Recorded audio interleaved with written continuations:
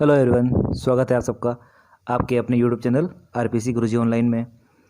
ये वीडियो महाराणा प्रताप और अकबर में से महान कौन था और किस लिए था उसकी जानकारी के संबंध में बनाया गया है। इसमें महाराणा प्रताप की पूरी जीवनी दर्शाने का मैंने कोशिश की है, प्रयत्न किया है। अगर आपको ये वीडियो अच्छा लगे तो इसको लाइक कीजिए, शेयर कीजिए और मेरे चैनल को सब्सक्राइब कीजिए। इसी सीरीज़ में हम आगे और भी जो राजपूत राजा हैं राजस्थान के, उनके बारे में वीडियो लेके आएंगे। शुरू करते हैं महाराणा प्रताप से। राणा उदय सिंह जी के 20 रानियाँ 25 पुत्र थे। महाराणा प्रताप जो थे वो उनके सबसे बड़े बेटे थे। महाराणा प्रताप का जन्म 9 मई 1540 को रविवार को कुंभलगढ़ के प्रसिद्ध बादल महल की जूनी कचहरी में हुआ था। ये राणा जयवंता बाई और महाराणा उदय सिंह जी के पुत्र थे। इनको स्थानीय भाषा में कीका कहा जाता है। मेवाड़ में आज भी भीलों में जो बड़ा पुत्र होता है या बच्चा होता है उसको कीका कहा जाता है। महाराणा उदय सिंह जी जो थे उनकी भटियानी रानी थी महारानी धीरबाई। उनके महाराणा उदय सिंह जी से विशेष लगाव था और महाराणा उदय सिंह को अति प्रिय थी। इसलिए महाराणा उदय सिंह जी ने उनके पुत्र जगमाल को उत्तराधिकारी घोषित कर दिया और उनका राज्याभिषेक किया। परंतु उदय सिंह जी की मृत्यु हो गई और उनका जब देहांत हो गया तो गोगुंदा में उनका दाह संस्कार हुआ, जहाँ उनकी छतरी है। उस वक्त महाराणा प्रताप के नाना जी सोनग्रा खेरा चौहान पाली के उन्होंने दूसरे सामंतों के साथ मिलकर होली के अवसर पर 28 फरवरी 1572 को 32 वर्ष की आयु में महाराणा प्रताप का राज्याभिषेक कर दिया महादेव की बावड़ी गोगुंदा पर। तथा उसके बाद वो कुंभलगढ़ लौटे। वहाँ उससे जगमाल नाराज हो गया और वह अकबर की सेवा में चला गया। अकबर ने उसको जहाजपुर की जागीर दी और दत्तानी का युद्ध 1583 ईस्वी में सिरोही में हुआ, जहां जगमाल की मृत्यु हो गई। जब महाराणा प्रताप को तलवार बांधी तो उसको उनका नाम कृष्णदास था। तथा जब महाराणा प्रताप का फिर से अभिषेक हुआ, राज्याभिषेक कुंभलगढ़ में, तब राव चंद्रसेन मारवाड़ के जो राजा थे, जिनको महाराणा प्रताप का प्रदेशक कहा जाता है, वो भी मौजूद थे। उसके बाद राणा प्रताप और अकबर की बात शुरू होती है। अकबर ऐसा एक महत्वाकांक्षी राजा था जो पूरे भारत को अपने कब्जे में करना चाहता था। इसी प्रयत्न में उसने काफ़ी रियासतों को अपने अधीन कर लिया था। परंतु महाराणा प्रताप और मेवाड़ ऐसी रियासत थी जो उससे अछूती थी, जहाँ तक वो पहुँच नहीं पाया था। इसके काफ़ी कारण थे। एक कारण ये था कि महाराणा प्रताप को अपने अधीन लाना चाहता था, क्योंकि मेवाड़ रियासत जब स्थापना होने के बाद से स्वतंत्र थी, अभी तक किसी के अधीन नहीं हुई थी। उसके अलावा ये भी था कि गुजरात का सूरत तट, वहाँ तक जाने के लिए एक महत्वपूर्ण मार्ग था मेवाड़ का मार्ग। इस हेतु अकबर ने अपने काफ़ी सारी सैनिकों या फिर उसके मनसबदारों को भेजा, जिसको शिष्टमंडल कहा जाता है। वो 4 जो शिष्टमंडल थे उनका क्रम इस प्रकार है। जलाल खां को अकबर ने सितंबर 1572 में, कुंवर मान सिंह कच्छावा को अप्रैल 1573 में, भगवान दास को सितंबर 1573 में और टोडरमल को अंतिम में दिसंबर 1573 में। अकबर ने जो ये चारों शिष्टमंडल भेजे, ये चारों असफल रहे। परिणाम स्वरूप हल्दीघाटी का युद्ध हुआ। राणा प्रताप ने 25 वर्षों तक मेवाड़ पर राज्य किया, जो 1576 से 1597 तक था। इसमें हल्दीघाटी के युद्ध में अकबर नहीं वरन महाराणा प्रताप विजय हुए थे। यह दावा राजस्थान सरकार द्वारा किया गया है। इसके पीछे का सरकार ने राजस्थान विद्यापीठ विश्वविद्यालय के उदयपुर में मीरा महाविद्यालय के प्रोफेसर इतिहासकार डॉक्टर चंद्रशेखर शर्मा के शोध को प्रूफ बताया है, अब उसका हवाला दिया है। इनके अनुसार युद्ध के 1 साल बाद तक महाराणा प्रताप ने हल्दीघाटी के आसपास गांवों में जमीनी पट्टे, ताम्रपत्र जारी किए हैं, जो सिर्फ राजा को अधिकार होता था। उससे साबित होता है कि महाराणा प्रताप ये युद्ध जीतते थे। इसके अलावा और भी कई कारण हैं, उसका हम विस्तृत वर्णन जानते हैं। हल्दीघाटी का युद्ध 18 जून 1576 को हुआ था। कर्नल टोड ने इसको मेवाड़ की थर्मोपल्ली, अबुल फजल ने खमनोर का युद्ध, बदायूनी ने गोगुंदा का युद्ध कहा था। युद्ध में एकमात्र इतिहासकार उपस्थित था, बदायूनी। राणा का पठान सेना नायक हकीम खां सूरी था। मुगल सेना नायक मानसिंह कच्छावा था। राणा ने जो केंद्र बनाया था वो ढोलन गांव था और महाराणा प्रताप का सेना का जो जनरल था वो महाराणा प्रताप थे और जो कमांडर था, जो सेनापति था, वो हकीम का सूर था। वो अन्य सेना नायक जो थे वो ग्वालियर का राजा राम सिंह तोमर, जिसको राम शाह तोमर कहते हैं, एवं उसके 3 पुत्र शालीवाहन, भवानी सिंह और प्रताप सिंह थे। उसके अलावा भीम सिंह डोडिया, सादड़ी का बिदा जाला, जाला मान सिंह, सज्जावत, सोनगरा मानसिंह अखरा जोत, रावत कृष्णदास चुंडावत, रावत नेत सिंह, रावत सांगा साठोड़, रामदास बदनौर, मेरपुर का राणा पूंजा सारंग देवोत, पड़ियार कल्याण, महासानी जगन्नाथ, पुरोहित जगन्नाथ एवं जगन्नाथ बच्छावत एवं जयमल मेहता, रतनचंद खेतावत, राठौड़ शंकरदास, चारण केशव सोढ़ा और जैसा भामाशाह और उसका भाई ताराचंद। और भील नेताओं में पूंजा भील शामिल थे। अकबर की सेना का जो जनरल था वो आसफ खां था। वह कमांडर जो था मुख्य वो मानसिंह कच्छावा था। उसके अलावा उसके अन्य सेना नायक जगन्नाथ कच्छावा, माधो सिंह कच्छावा, सैयद हाशिम सैयद राजू, मित्र खां, राव लूणकरण, मुजाहिद बेग, खंगार, गाजी खां बदख्शी, शेख जादा सीकरी, बहलोल खान, राणा प्रताप के भाई जगमाल।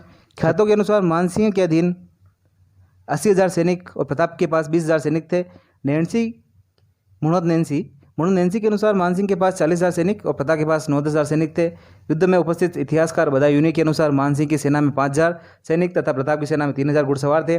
मान्यता अनुसार दोनों सेना के अनुपात था 4:1 अर्थात 80,000 मानसिंह के पास और 20,000 महाराणा प्रताप के पास। अबुल फजल एवं बदायूनी के अनुसार 3 अप्रैल 1576 को मानसिंह अजमेर से रवाना होकर मांडगढ़, मोही आदि मुकामों से गुजरता हुआ खमनोर के पास मोलेला गांव में जा टिका। प्रताप ने भी खड़िया लो सिंह, जो कि अब इस्वाल मार्ग से होते हुए हल्दी घाटी जाते हैं तो मार्ग में पड़ता है, उस लोह सिंह में अपने डेरे डाले।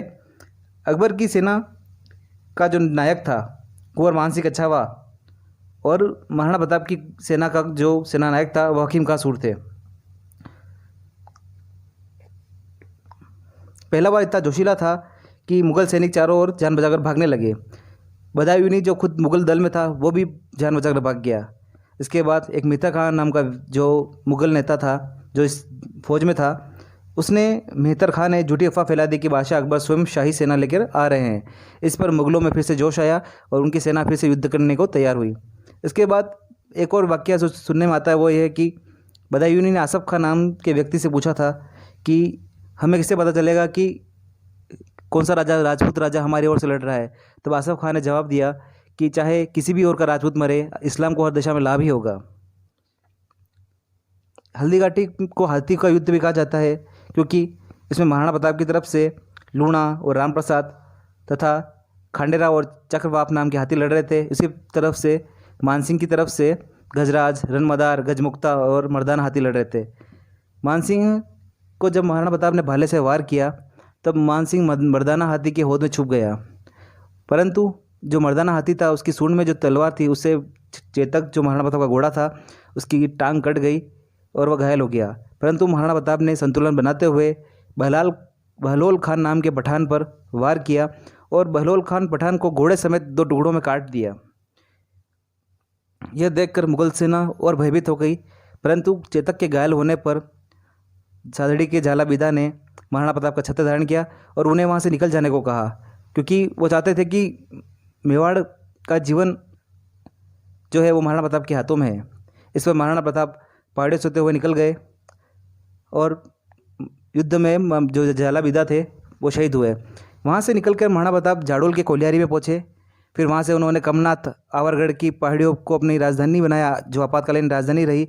वहाँ से उन्होंने फिर से अपनी शक्ति का थोड़ा केंद्रण किया और गोकुंदा पर फिर से जीत कर ली, परंतु जो मानसिंह था वो ये युद्ध जीत न सका और इसी वजह से अकबर ने उसको मनसबदारी का पद छीन लिया उससे और उसको अपने महल में आने से रोक लगा दी गई।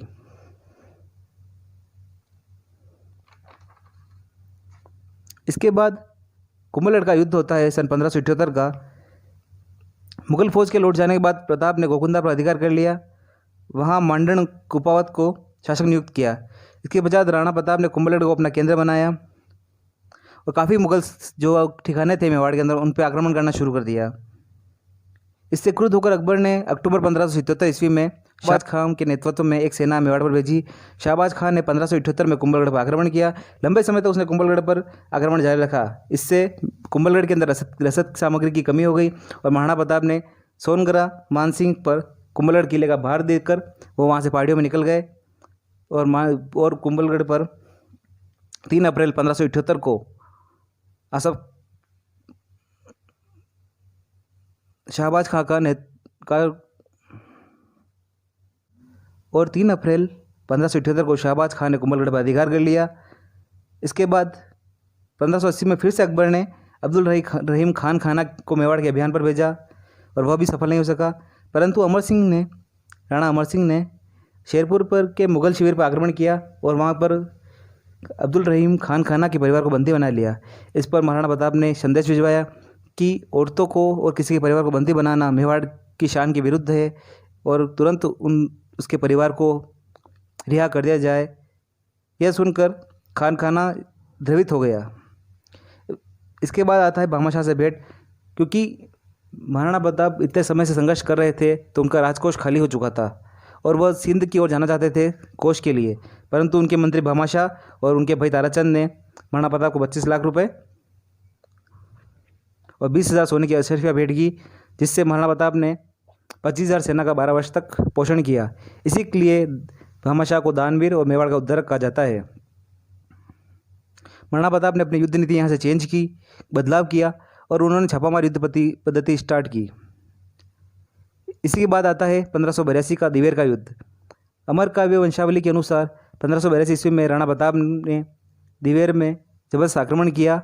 यहाँ का सूबेदार अकबर का काका शेरीमा सुल्तान खान था, जिस पर राणा अमर सिंह जी कुंवर अमर सिंह जी ने प्रहार किया भाले से। वो भाला उसके टोप को और सिर को चीरता हुआ घोड़े समेत फर्श में जा घुसा। उसको देखकर समस्त मुगल सेना भाग खड़ी हुई और इस युद्ध की ख्याति इतनी फैली कि जितने भी मुगल ठिकाने थे वो सब खाली हो गए और इस तरह से धीरे धीरे पूरे मेवाड़ पर महाराणा प्रताप का कब्जा हो गया। महाराणा प्रताप के पास अब इतना भाग था जितना भाग उनको उदय सिंह जी से विरासत में मिला था। इसलिए दिवेर के युद्ध को कर्नल जेम्स टोड ने मैराथन का युद्ध कहा है, क्योंकि इसके बाद महाराणा प्रताप की ख्याति फैलती गई और वो अपना साम्राज्य विस्तार करते गए।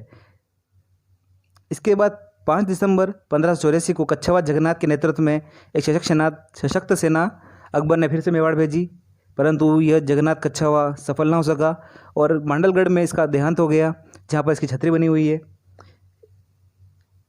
सन 85 के बाद अकबर ने मेवाड़ पर कोई आक्रमण नहीं किया, क्योंकि अकबर दक्षिण के अभियानों में व्यस्त हो गया और उसको लगा कि महाराणा को पकड़ना मुमकिन नहीं है। वो खुद आना चाहता था, पर उसके बाद वो खुद आ नहीं पाया।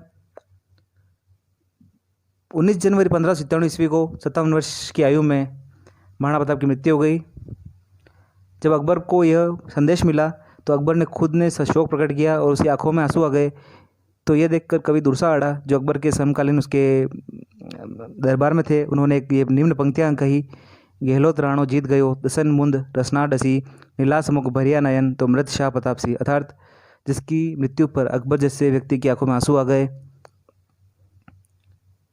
वह मृत प्रताप शाह अर्थात शहंशाह है। और गहलोत राणो जीत गए मतलब इस रण को गहलोत राणा महाराणा प्रताप जीत गए हैं और शहंशाह राणा प्रताप है, ना कि अकबर। महाराणा प्रताप को मेवाड़ केसरी, हिंदू सूरज भी कहा जाता है। महाराणा प्रताप ने अपने आजीवन संघर्ष किया, परंतु मेवाड़ की छवि को धूमिल नहीं होने दिया। इसका कारण यह था कि महाराणा प्रताप मेवाड़ के राज्य चिन्ह में बहुत विश्वास रखते थे, जो कि जो दृढ़ राखे धर्म रो तिही राखे करतार अणि मंत्र रो जाप करे वो मेवाड़ी सरदार है। इस तरह से महाराणा प्रताप ने आजीवन संघर्ष किया, परंतु कभी भी मुगलों से किसी प्रकार का संबंध नहीं बनाया। कारण ये था कि वो अब स्वतंत्रता और के काफ़ी पुजारी थे, स्वाभिमान व्यक्ति थे, इसलिए उन्हें मेवाड़ का गौरव, राजस्थान का गौरव और हिंदुस्तान का गौरव कहा जाता है। उनके जो दरबारी पंडित थे चक्रपाणि मिश्र, उन्होंने विश्व वल्लभ की रचना की है, जो 9 अध्याय में विभाजित है। उनकी सेना में माला सांधु और रामा सांधु नाम के व्यक्ति थे, जो कि सेना का उत्साहवर्धन करते थे पंक्तियाँ लिख लिख के।